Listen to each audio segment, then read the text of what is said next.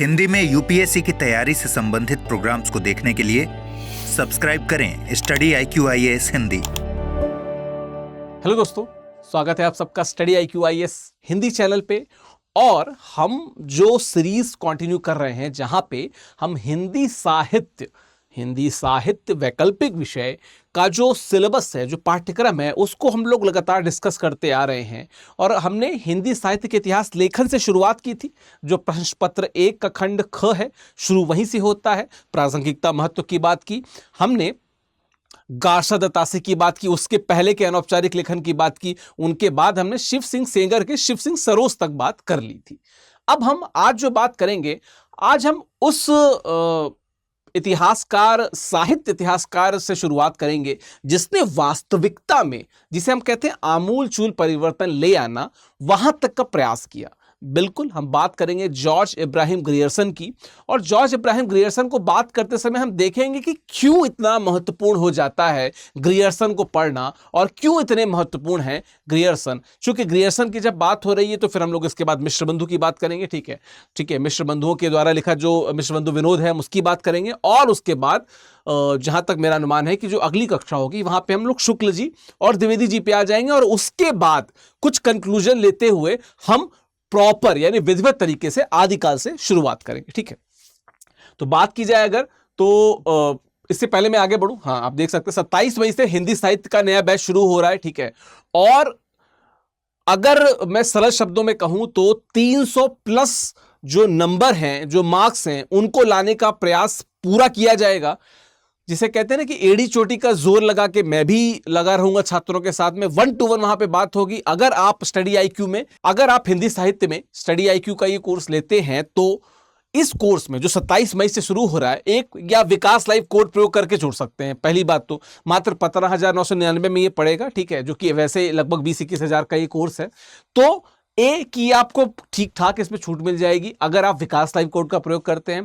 B, आपको 1 to 1 teacher mentor सब मिलेंगे, चूंकि मैं रहूंगा वहां पे और आपके हर प्रश्नों को, हर उत्तर को डिटेल में देखूंगा। आपकी वर्तनी से लेके आपके लिखने की क्षमता तक को कोशिश करूंगा बेहतर किया जाए। और हर क्लास में जो PPT जो पीछे चलती है, या जो क्लास में मैं लिखता हूं, जो बोर्ड्स पे लिखता हूं, वो सारी चीजें आपको एज इट इज मिल जाएंगी। साथ में आपको डिटेल समराइज फॉर्म में एक क्रक्स मिलेगा। ठीक है, जो कि जैसे जैसे टॉपिक खत्म होता जाएगा वैसे वैसे मिलता जाएगा। साथ में हर टॉपिक के खत्म होने के बाद PYQ यानी कि प्रीवियस ईयर जो क्वेश्चंस है उनका डिस्कशन होगा, और मेरे द्वारा दिए गए प्रश्नों का डिस्कशन होगा। उसको मैं सॉल्व भी करूंगा, आपको करने के लिए दूंगा भी, और अपने मेल ID पे आने पे उन्हें चेक भी करूंगा। इसके अलावा हर सेक्शन के खत्म होने के बाद आपको टेस्ट सीरीज भी कराई जाएगी। और टेस्ट सीरीज के लिए बाकायदा एस्टीम्ड पैनल है, जो योग्य अभ्यर्थी रहे, जिन्होंने हिंदी साहित्य में अच्छे मार्क्स लाए, उनकी एक टीम है जो प्रश्न तैयार करते हैं और प्रश्नों का मूल्यांकन करते हैं। साथ ही साथ हर क्लास के साथ आपको हैंड रिटन नोट्स भी मिलेगी। मतलब कि अगर आप क्लास को पढ़ते समय जो नोट्स बनाते हैं, अगर आपका बनाना छूट गया तो आप उसको कवर कर सकते हैं। आप उस नोट्स को ले सकते हैं, उसको प्रिंट निकाल के अपने पास रख सकते हैं। वो बिल्कुल क्लास नोट्स जैसी होगी। ठीक है, जो खास बात वो ये कि अंग्रेजी और हिंदी दोनों माध्यम के छात्र इस कोर्स से जुड़ सकते हैं। तो देर मत कीजिए, 27 मई से हमारी कक्षाएं शुरू हो रही हैं। ठीक है, तो स्टडी IQ से जुड़िए। ठीक है, बात की जाए हिंदी साहित्य के इतिहास लेखन की, तो हम लोग शुरुआत करेंगे the modern vernacular literature of Hindustan, George Ibrahim Grierson जिसके लेखक थे, जहां पे पहली बार साकार रूप से प्रयास किया गया इतिहास लेखन का। यद्यपि ये इतिहास लेखन जो था वो अंग्रेजी भाषा में था, यद्यपि इस इतिहास लेखन में कुछ बिंदुओं पे हम तर्क वितर्क कर सकते हैं, लेकिन फिर भी बहुत सारे पक्षों को अगर देखा जाए तो ये इतिहास लेखन बहुत ज्यादा विस्तारवादी था। और इसने एक, जिसे कहते हैं ना कि फोकस्ड दिशा दी, एक सुकेंद्रित दिशा दी इतिहास लेखन को, हिंदी साहित्य के इतिहास लेखन को। ठीक है, तो जॉर्ज इब्राहिम ग्रियर्सन 1888 में इन्होंने the modern vernacular literature of Hindustan की को लिखा। ठीक है, बाकायदा इसमें काल विभाजन भी था। जब मैं बात करता हूं कि इतिहास बोध की समस्या हो, साहित्य बोध की समस्या हो, काल विभाजन की समस्या हो, कालों के नामकरण की समस्या हो, बहुत सारी समस्याओं का समाधान आपको इस किताब में मिलेगा। ठीक है, तो ये बहुत खास बात थी। दूसरी जो मेन पॉइंट थी वो क्या, the Royal Asiatic Society of Bengal की पत्रिका के विशेषांक के रूप में ये प्रकाशित हुआ। अब यहां पे दो चीजें हैं। A, the Royal Asiatic Society of Bengal, B उसकी पत्रिका का विशेषांक। तो उसकी पत्रिका के विशेषांक के रूप में ये किताब, ये प्रॉपर जिसे कहते हैं कि डिटेल इतिहास था, ठीक ठाक कवियों का वर्णन था उसमें, ठीक है। जो शिव सिंह सरोज, जिनकी इसके पहले हमने बात की थी, जिस किताब की बात की थी, शिव सिंह सेंगर द्वारा लिखित, उससे बहुत सारे कवियों को अवदान के रूप में लिया गया था, कुछ कवियों को और जोड़ा गया था। लेकिन चूंकि वो जो शिव सिंह सरोज की जो किताब थी उसमें क्रम वाला समस्या था, जब मैंने बताया था कि वर्ण क्रम के हिसाब से था, ये काल क्रम के हिसाब से व्यवस्थित की गई, कालों को भी नाम दिया गया, तो बहुत सारे स्तर पे अच्छा काम किया गया था यहाँ पे। खैर, तो जब मैं the Royal Asiatic Society of Bengal की बात करता हूं तो मैं आप लोग से ये अपेक्षा करता हूं कि आप होमवर्क के तौर पे इस चीज को जरूर देखें कि Royal Asiatic Society of Bengal का भारत में साहित्य, इतिहास और जो भाषाएं थी, जो स्थानीय भाषाएं थी, उनके विकास में क्या योगदान है, इसको जरूर लिखिएगा, ठीक है। तो उसकी पत्रिका के रूप में प्रकाशित था, और साथ में क्या था कि 1889 में स्वतंत्र इतिहास पुस्तक के रूप में निकला। मतलब 1888 में सेम ऐसा ही होगा जब आचार्य शुक्ल का इतिहास निकलेगा। वो जब आचार्य शुक्ल की बात करेंगे तो हिंदी शब्द सागर की बात करेंगे, ठीक है। वहां पे एक जिसे कहते हैं कि जो प्राकथन लिखा जाता है, ठीक है, जो शुरुआती जो विशेषांक जो कहते हैं ना कि लेखक की कलम से कुछ उन्होंने वैसा लिखा था, लेकिन वो बन गई प्रॉपर डिटेल्ड किताब। उसी का ही आप प्रिकर्सर मान सकते हैं इसको, जहां पे एक पत्रिका के विशेषांक के रूप में प्रकाशित हुआ था और बाद में इसको स्वतंत्र किताब के रूप में बाकायदा इसको पब्लिश किया गया, फिर इसका अनुवादन भी हुआ, इसको हिंदी में भी लिखा गया, ठीक है। खैर, तो अंग्रेज विद्वान थे, ग्रियर्सन थे, अंग्रेजी भाषा में इन्होंने रचा था, और ग्रियर्सन के साथ खास बात क्या थी कि हिंदी साहित्य में विशेष रुचि रखते थे।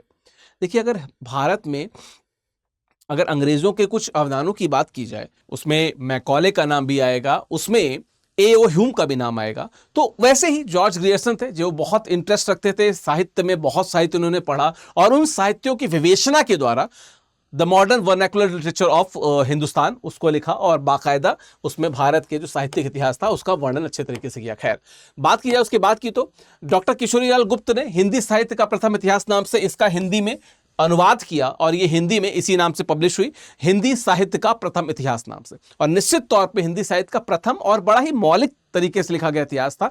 हालांकि इस पे बहुत सारे प्रश्न बाद में उठ सकते हैं, उठे भी इस पे, लेकिन शुरुआत जो होती है ना, वो अपने आप में बहुत महत्वपूर्ण होती है।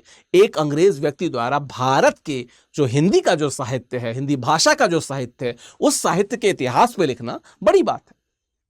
फिर 1957 में हिंदी प्रचारक पुस्तकालय जो वाराणसी, वहां से इसको प्रकाशित किया गया, ठीक है। और कुल 952 कवियों का वर्णन था, 952 कवियों का वर्णन था। इसमें 886 कवि जो थे वो शिव सिंह सरोज, जो शिव सिंह सेंगर द्वारा लिखित जो इतिहास ग्रंथ था उससे लिए गए थे, और 66 नए कवियों का वर्णन इसमें था। तो 66 नए कवियों को इसमें जोड़ा गया था, और जो बाकी बाकायदा कवि थे लगभग 886 के आसपास, ये शिव सिंह सरोज से ही लिए गए थे, जो हिंदी में इतिहास लेखन का पहला प्रयास था। लेकिन चूंकि वो काल क्रम वगैरह की बहुत सारी इश्यूज थे, उसमें बहुत सारी दिक्कतें थी, इसलिए इसको बेहतर माना गया। चूंकि ये काल क्रम के हिसाब से था, वो वर्ण क्रम के हिसाब से था, ठीक है। बात की जाए इसके आगे की, तो केवल हिंदी के कवि वर्णित किए गए, ये बहुत बड़ी बात है। उर्दू, फारसी, फ्रेंच विद्वानों को नहीं रखा गया था। मैं जब गारसा दत्तासी की बात कर रहा था, वहां पे बहुत सारे उर्दू के कवियों को शामिल कर लिया था, जिनमें फारसी और अरेबिक इन्फ्लुएंस बहुत ज्यादा था। यहां पे हिंदी के कवियों को शामिल किया गया था, यह बड़ी बात थी और यह महत्वपूर्ण बात थी। खैर, शिव सिंह सेंगर ने जब शिव सिंह सरोज लिखी थी, तो वहां पे एक हमको आशा दिख गई थी कि कहीं ना कहीं भविष्य में जब इसको लिखा जाएगा तो हिंदी कवियों की ज्यादा बात की जाएगी। चूंकि शिव सिंह सेंगर ने भी हिंदी कवियों को अच्छे से पिक किया था, तो इन्होंने भी 66 नए कवियों को जोड़ा और अपने अवदान को यहां पे प्रस्तुत किया। खैर, कालक्रम के अनुसार कवियों के जीवन चरित्र का वर्णन था, यह बहुत बड़ी बात है, बहुत इंपॉर्टेंट बात है। कालक्रम के हिसाब से यहां पे वर्णन था, ठीक है। मैं आपको फिर से बता रहा हूं कि जब भी किसी सभ्यता का इतिहास लिखा जाएगा, किसी भी चीज का इतिहास लिखा जाएगा, उसके कालों का वर्णन हम जरूर करते हैं। हम ऐसे भी जब देखिए तो अपना इतिहास पढ़ते हैं, तो हम प्राचीन इतिहास पढ़ते हैं, फिर मध्यकालीन इतिहास पढ़ते हैं, फिर आधुनिक इतिहास पढ़ते हैं। प्राचीन इतिहास में भी हम लोग सभ्यता बढ़ने को ऊपर देखते हैं। हम लोग हड़प्पन सभ्यता को देखते हैं, उसके बाद हम लोग क्या कहते हैं, शुरुआती जो ऋग्वैदिक काल था, फिर उत्तर ऋग्वैदिक काल की बात करते हैं, फिर हम बुद्ध जैन की बात करते हैं, फिर हम लोग 16 महाजनपदों की बात करते हैं, ऐसे बढ़ते जाते हैं। ऐसे ही हिंदी साहित्य का इतिहास भी था। जहां पे हम लोग आदिकाल की बात करते हैं, फिर भक्ति काल की, फिर रीति काल की, फिर आधुनिक काल की, फिर आधुनिक काल में भारतेंदु युग की, फिर द्विवेदी युग की, और इस तरीके से हम आगे बढ़ते जाते हैं।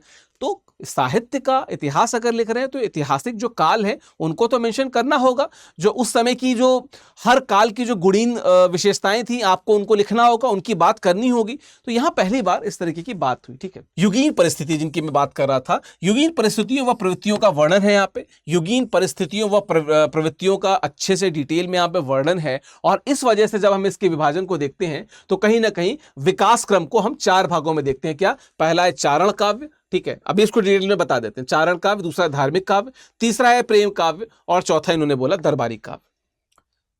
आप देखिए कि अंग्रेज विद्वान ने भारत के साहित्य को और उसके इतिहास को कितने बेहतर तरीके से समझा कि जब यहां पे हम देख रहे थे चारण काव्य, धार्मिक काव्य, प्रेम काव्य, दरबारी काव्य, और जो वास्तविकता में जो बाद में डिवीजन हुए, जो चारों कालों में बटा, आप देखिए जो आदिकाल है उसको चारण काव्य भी कहा जाता है, ठीक है, उसको बीज वपन काल भी कहा जाता है, लेकिन उसमें चारण काव्य बहुत सारे लिखे गए, तो चारण काव्य कह देना बहुत गलत नहीं है। तो एक मामले में तो ये सही है।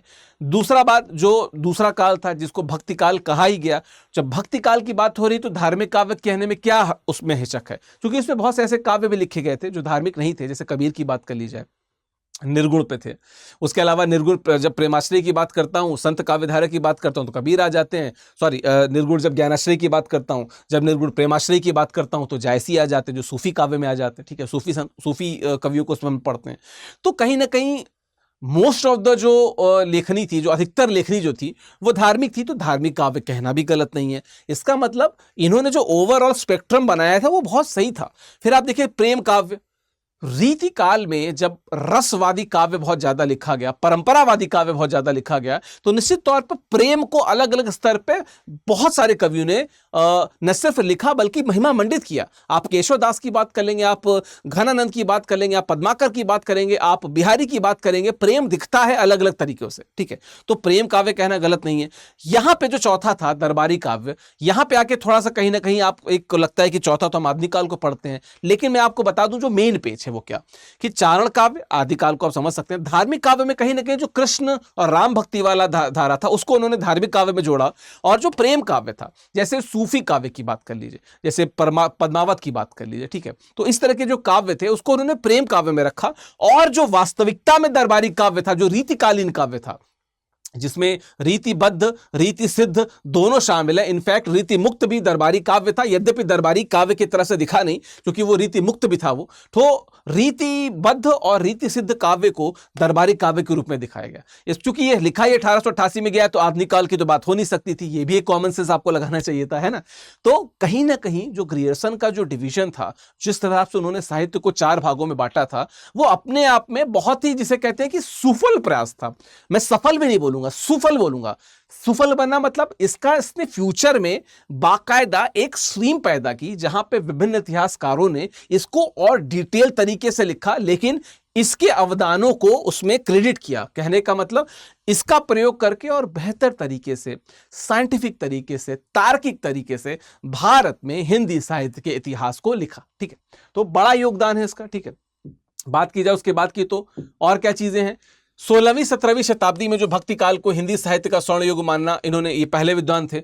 और अगर आप वास्तविकता में जो भक्ति काल है उसको डिटेल में अगर एनालिसिस करेंगे, जहां पे आप तुलसी को पढ़ते हैं, जहां पे आप सूरदास को पढ़ते हैं, जहां पे आप कबीर को पढ़ते हैं, और जहां पे आप जायसी को पढ़ते हैं, और ये चारों कवि जो हैं आपके प्रश्न पत्र 2 के खंड क पद में हैं, इन चारों कवियों का जो महात्म्य है वो बहुत ज्यादा है। और सिर्फ इन 4 कवियों की बात क्यों की जाए, रसखान है उस समय पे, उस समय में मीराबाई हैं, ठीक है, उस समय बहुत सारे ऐसे कवि रहे, रैदास रहे, ठीक है, रहीम रहे, ऐसे बहुत सारे कवि रहे जिन्होंने न सिर्फ भारत बल्कि संपूर्ण विश्व में अपनी लेखनी का डंका बजाया। और ऐसे कवियों को जिस काल रिप्रेजेंट करता है, जो काल रिप्रेजेंट करता है, उसे स्वर्ण काल कहना निश्चित रूप में मुझे बेहतर लगता है। यद्यपि मैं आपको एक बात बता दूं, ग्रियर्सन अंग्रेज थे, बावजूद उसके उनका जो विजन है वो ज्यादा बेटर आपको लगेगा। क्यों? उनकी दृष्टि ज्यादा बेहतर लगेगी। क्यों? क्योंकि जब आप शुक्ल जी को पढ़ेंगे तो वो तुलसीदास के पीछे लगे, उनको तुलसीदास बहुत ज्यादा पसंद आते हैं, ठीक है। फिर किसी कवि, किसी और को आप देखेंगे, जैसे आप द्विवेदी जी को देखेंगे तो कबीरदास उनको ज्यादा पसंद लग रहे हैं, ठीक है। लेकिन ये एक व्यक्ति जिन्होंने सबके समग्र प्रयासों को काउंट किया और उस हिसाब से स्वर्णकाल बोला, किसी एक कवि के प्रयासों को नहीं, सभी कवियों के प्रयासों को जोड़ते हुए से स्वर्णकाल बोला, तो निश्चित तौर पे हमको the modern vernacular literature of Hindustan और जॉर्ज अब्राहम ग्रियर्सन को इसका क्रेडिट दिया जाना चाहिए, ठीक है। ग्रियर्सन ने हिंदी को अंग्रेजी द्वारा आविष्कृत भाषा कहा था और आचार्य शुक्ल ने इसे बड़ा कविवृत्त संग्रह कहा। याद कीजिएगा, इसके पहले जब मैं शिव सिंह सरोज की बात कर रहा था तो वहां पे मैंने कहा था कि उसे उन्होंने क्या कहा था, क्या कहते हैं, कवि संग्रह कहा था, कविता संग्रह कहा था, कविवृत्त संग्रह कहा था। इसको बड़ा कविवृत्त संग्रह कहा, और जब मिश्र बंधु विनोद की बात आएगी तो और ज्यादा बड़ा कविवृत्त संग्रह कहेंगे। तो ये कुछ टर्म्स हैं जो आप याद कर लीजिए। कई बार अगर आप तो यूपीएससी की तैयारी कर रहे हैं तो आप उत्तरों में लिख सकते हैं, नहीं कर रहे हैं तो नेट वगैरह की परीक्षा में अक्सर पूछा जाता है। तो बड़ा कविवृत्त संग्रह कहा था, ठीक है। लेकिन एक चीज और, जब यहां पर मैं पढ़ा रहा था तो एक चीज और मैं बताना चाह रहा हूं। रीति काल में रीति सिद्ध, रीति बद्ध, रीति मुक्त और रीति इतर, 4 तरीके के हमको उसमें अलग अलग भाग दिखते हैं, डिविजन्स दिखते हैं। उसमें से जो रीति सिद्ध काव्य है, जिसमें बिहारी बहुत ज्यादा फेमस हुए, बिहारी को ये बहुत पसंद करते थे और बिहारी को इतना पसंद करते थे इन्होंने बाकायदा लिखा कि बिहारी जैसा कोई कवि पूरे यूरोप पे नहीं दिखता है। इतनी स्तर पे इन्होंने बिहारी की प्रशंसा की थी। जब हम जॉर्ज इब्राहिम ग्रियर्सन की बात करते हैं, ठीक है। बात की जाए इसके बाद अगले की तो इसी में ही नगेंद्र ने इसी नाम से इतिहास न होते हुए भी सच्चे अर्थ में हिंदी साहित्य का पहला इतिहास कहा है, और निश्चित तौर पर सच्चे अर्थ में यह हिंदी साहित्य का पहला इतिहास ही है।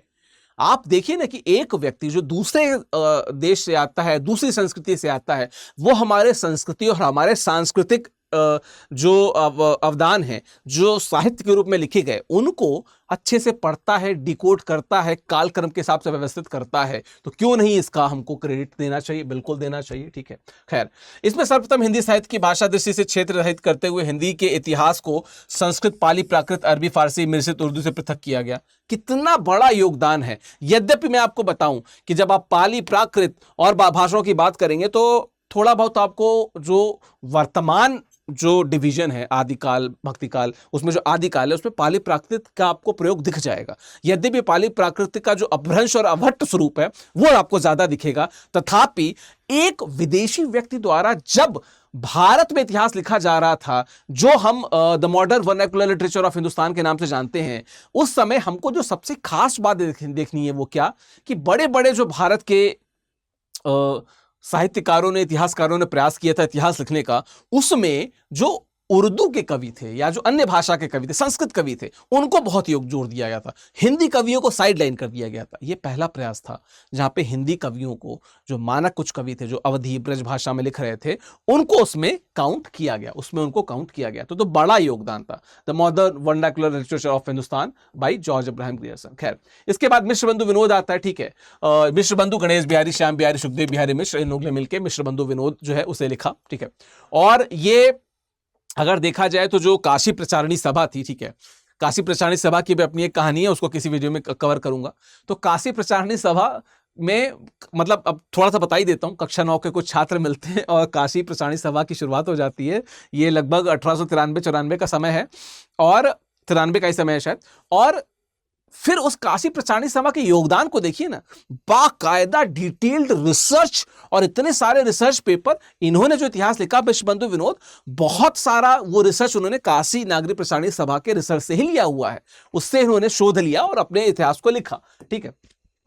प्रथम 3 भाग 1913 में और चौथा भाग 1934 में प्रकाशित हुआ। मिश्र बंधु विनोद, जिसका नाम है 3 भाई, गणेश बिहारी, श्याम बिहारी, सुखदेव बिहारी, इसके राइटर थे, ठीक है। व्यवस्थित काल विभाजन एवं नामकरण, ठीक है, व्यवस्थित काल विभाजन नामकरण, लगभग इसमें इन्होंने 8 भागों में विभाजित किया था, ठीक है। और 8 में से भी एक भाग को 3 भागों को 2-2 भागों में डिवाइड किया था, तो लगभग 11 भागों में डिवाइड किया था। तो लगभग मैं इसको डिटेल में करा दूंगा कि जब हम लोग काल विभाजन की जब बात करेंगे ना, कि कितने काल में किसने किसने बांटा, तो वहां पे हम डिटेल में आपको लिखवा देंगे कि किस कालों को बांटा। तो टोटल देखा जाए तो मोटा मोटी 11, लेकिन सब डिवीजन को देखा जाए तो मोटा मोटी 8, लेकिन सब डिवीजन को देखा जाए तो 11 भागों में इसको बांटा था। तो व्यवस्थित काल विभाजन और नामकरण किया इन्होंने, और इसका बहुत ज्यादा श्रेय जाता है ग्रियर्सन को भी। ग्रियर्सन को भी इन्होंने अच्छे से रीड किया था, चूंकि ग्रियर्सन के रिसर्च में भी काशी नागरी प्रचारणी सभी का कहीं कहीं झलक दिखती है हमको, ठीक है। हालांकि ग्रियर्सन की बात जो हमने की वो 1888 की बात है, तो निश्चित तौर पे काशी नागरी प्रचारणी सभा उसके बाद बनी, लेकिन ग्रियर्सन का जो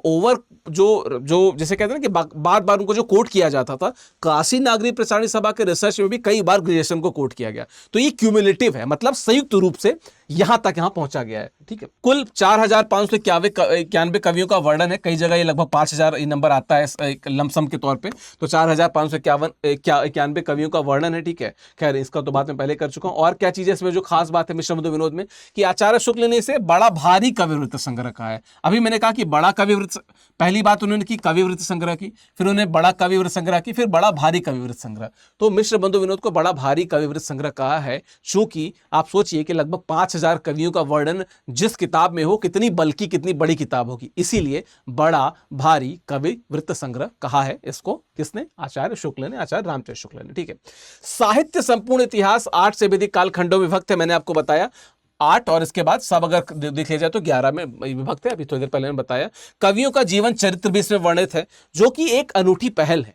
अमूमन साहित्य इतिहास लेखन में कवियों से जुड़ी हम क्या शिल्पगत विशेषताएं, भावगत विशेषताएं, उनकी भाषा को, उनके अन्य चीज़ों को हम लिखते हैं, उनकी बात करते हैं, उनके साहित्यिक अवदानों की बात करते हैं, लेकिन उनके जीवन चरित्र को भी लिख देना, मतलब कई बार कई कवियों को ना उनके जीवन चरित्र देख के ही आप ज़्यादा बेहतर समझ पाएंगे। सूरदास की बात देख लीजिए, पहले कैसे थे, जब वल्लभाचार्य मिलते हैं और कहते हैं सूर होके काहे घिघियात हो, और उनको मोटिवेशन देते हैं, और कृष्ण के बाल स्वरूप का जो वर्णन उसके बाद सूरदास करते हैं, पूरे विश्व में कभी भी उस तरीके का सजीव वर्णन किसी कवि ने नहीं किया।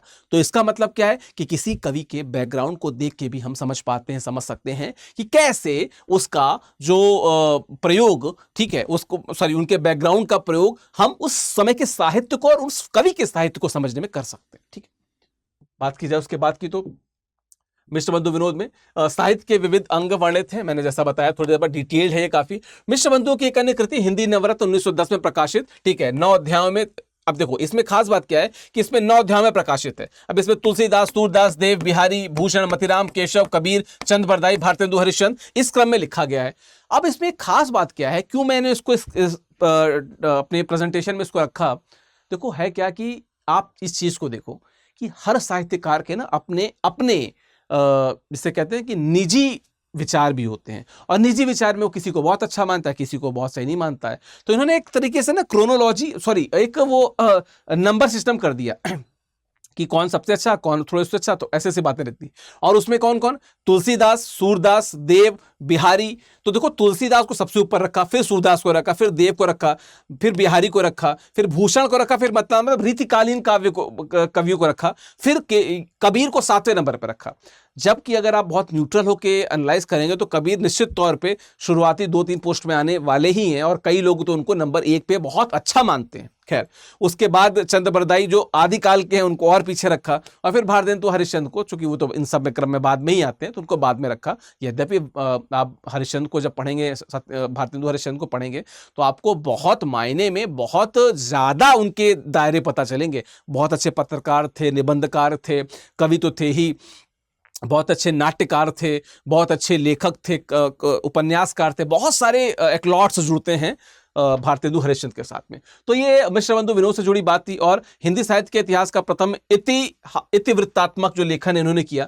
अब इसमें जो टर्म आता है ना इतिवृत्तात्मक लेखन, अब मैं शॉर्ट में बता दे रहा हूं, जब हम लोग द्विवेदी युग पढ़ेंगे तो ये वापस चर्चा में आएगा, क्योंकि द्विवेदी युग में इतिवृत्तात्मक लेखन की बात की गई है। और थोड़ा बहुत कहीं ना कहीं जब द्विवेदी युग की अच्छी बातों के बजाय उनकी कुछ नकारात्मक बातों पर देखा जाता है, तो कुछ लोग इसको अच्छा बताते हैं, कुछ लोग इसी को ही खराब बताते हैं। इतिवृत्तात्मक लेखन का मतलब क्या होता है कि जब आप नए उपादेय देके, नए वर्णन बना के, एक जिसे कहते हैं ना डिटेल्ड जब काव्य लिखते हैं, कुछ प्रबंध काव्य लिखने का प्रयास करते हैं, तो उसे इतिवृत्तात्मक लेखन कहते हैं। डिटेल में हम उदाहरण देते हुए जब द्विवेदी युग को पढ़ेंगे तो हम आपको समझा देंगे, घबराने की जरूरत नहीं है, ठीक है।